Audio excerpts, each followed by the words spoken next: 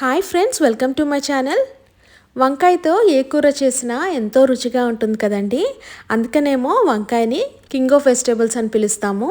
మరి ఈరోజు వంకాయతో మసాలా గుత్తి వంకాయ కర్రీ చాలా ఈజీగా సింపుల్గా ఎలా చేసుకోవాలో చెప్తానండి. మరి ప్రాసెస్ స్టార్ట్ చేద్దామా? ఇప్పుడు ఒక ప్యాన్లో అరకప్పు వేరుశనగ గుండ్లను వేసి బాగా ఫ్రై చేసుకోవాలండి.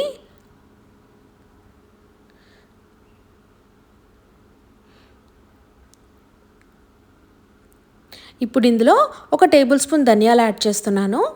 పావు టీ స్పూన్ మెంతులు వేసుకుంటున్నాను. అలానే ఒక 15 జీడిపప్పులను వేసుకుంటున్నాను. తర్వాత 3 ఎండుమిర్చి వేసుకొని బాగా ఫ్రై చేసుకోవాలండి. బాగా ఫ్రై చేసుకున్న తర్వాత స్టవ్ ఆఫ్ చేసుకొని ఇప్పుడు ఒక టీ స్పూన్ గసగసాలని 4 వెల్లుల్లి రెబ్బలను వేసి వేడి మీద ఒకసారి ఫ్రై చేసుకోవాలండి.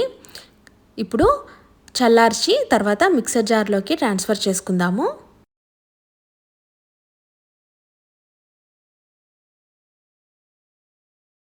ఇప్పుడు ఈ మిశ్రమం అంతా ఫైన్ పౌడర్గా గ్రైండ్ చేసుకుందాము.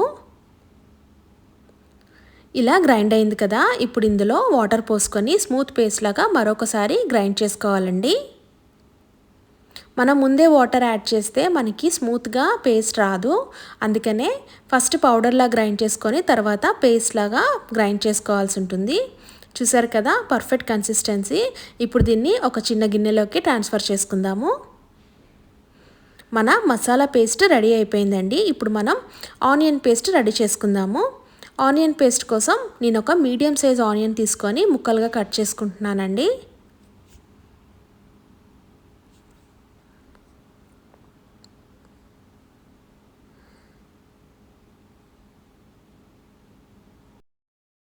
ఇప్పుడు 3 గ్రీన్ చిల్లీస్ తీసుకొని కట్ చేసుకుందామండి. కారం ఎక్కువగా తినేవాళ్ళు గ్రీన్ చిల్లీస్ ఎక్కువగా యాడ్ చేసుకోవచ్చు. ఇక్కడ ఒక మీడియం సైజ్ టమాటో తీసుకొని ముక్కలుగా కట్ చేసుకుందాము. ఆనియన్ పేస్ట్కి కావాల్సిన ఉల్లిపాయ, టమాటో, చిల్లీస్ కటింగ్ అయిపోయింది కదా. ఇప్పుడు ఒక మిక్సర్ జార్ తీసుకొని వీటిని జార్లోకి ట్రాన్స్ఫర్ చేసుకొని గ్రైండ్ చేసుకోవాలి.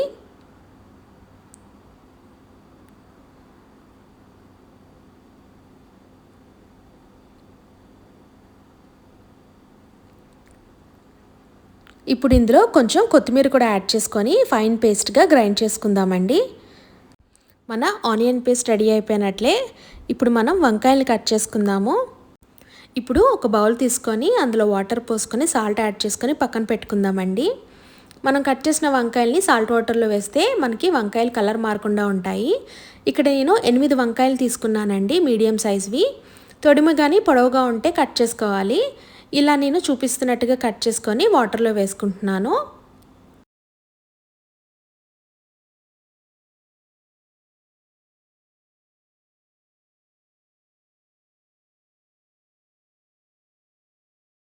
వంకాయలన్నీ కట్ చేసుకున్న తర్వాత ఒక ప్యాన్లో అరకప్పు ఆయిల్ వేసుకొని ఆయిల్ వేడెక్కిన తర్వాత కట్ చేసి పెట్టుకున్న వంకాయలు వేసి 10 నిమిషాలు మనం మగ్గించుకోవాల్సి ఉంటుందండి.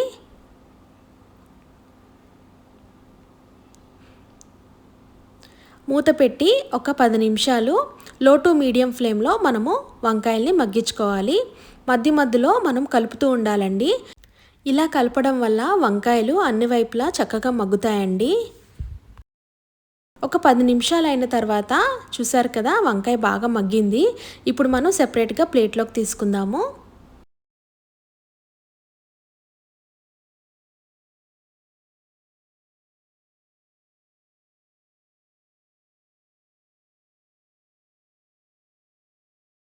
ఇప్పుడు ఇదే ఆయిల్లో మనం తాలింపు వేసుకుందామండి.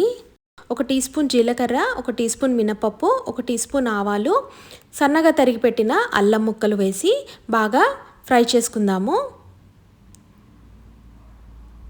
తర్వాత ఇందులో మనం చేసి పెట్టుకున్న మసాలా పేస్ట్ని వేసి బాగా ఫ్రై చేసుకోవాలండి. ఈ మసాలా పేస్ట్లో ఉన్న పచ్చివాసన అంతా పోయినంత వరకు మన ఆయిల్లో బాగా కలుపుకుంటూ ఫ్రై చేసుకోవాలండి. ఇప్పుడు ఇందులో ఒక చిటికెడు పసుపు యాడ్ చేసుకుందాము. ఒకసారి బాగా కలుపుకొని ఇందులో ఒక టీ స్పూన్ సాల్ట్ యాడ్ చేసుకుందామండి. బాగా కలుపుకుంటూ మనకి ఆయిల్ పైకి తేలినంత వరకు మసాలా పేస్ట్ బాగా కుక్ చేసుకోవాలండి. ఇప్పుడు ఆయిల్ బాగా తేలింది కదా, మనం చేసి పెట్టుకున్న ఆనియన్ పేస్ట్ కూడా ఇందులో వేసుకుందాము. ఇప్పుడు మూత పెట్టుకొని ఒక 5 మినిట్స్ కుక్ చేసుకుందామండి. ఒక 5 మినిట్స్ అయిన తర్వాత పర్ఫెక్ట్ గ్రేవీ రెడీ అయిపోయినట్లే. ఇప్పుడు ఇందులో ఒక టీ స్పూన్ కారం యాడ్ చేసుకొని బాగా కలుపుకుందామండి. ఎప్పుడైనా కారం చివర్లో యాడ్ చేస్తే కర్రీకి మంచి టేస్ట్ వస్తుంది. బాగా కలుపుకొని ఇప్పుడు వంకాయలను యాడ్ చేసుకుందామండి.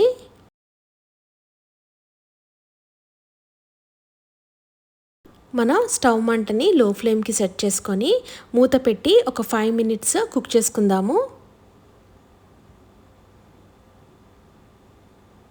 5 మినిట్స్ తర్వాత గుత్తి వంకాయ కర్రీ రెడీ అయిపోయినట్లే. ఒక బౌల్లోకి ట్రాన్స్ఫర్ చేసుకుందామండి.